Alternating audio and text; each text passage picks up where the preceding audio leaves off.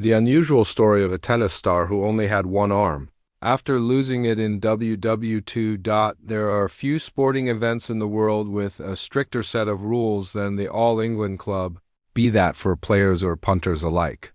From stern dress codes to conventions that date back to the Victorian era and an 11 p.m. curfew.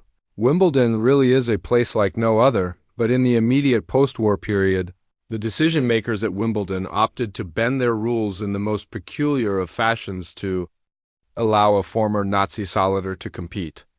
Introducing Hans Rettel, an Austrian-born who was conscripted and later fought for Adolf Hitler's Nazi Germany in World War II. Rettel was on the battlefield for the siege of Stalingrad in the early 1940s, but a war wound meant his left arm had to be amputated at the shoulder. While a life-changing development for anybody, it was particularly more pertinent for Rettel, considering he was considered one of Europe's best tennis players prior to the Second World War breaking out. The Vienna native had represented Austria at the 1937 Davis Cup, scoring their only point against the nation that 1 year later would annex his own country, Germany. Despite this handicap, Rettel was adamant he would continue playing tennis following the end of the war and began the unconventional method of serving with 2 touches.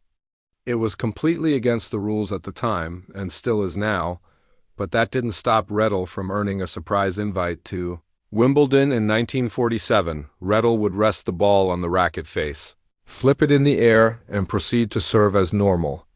When it became airborne, the best part about it, Rettel continued to be competitive, with the right-handed star making an appearance at the following 9 championships thereafter. His best result in the singles draw came during his debut appearance, when Rettel reached the 4th round of the tournament.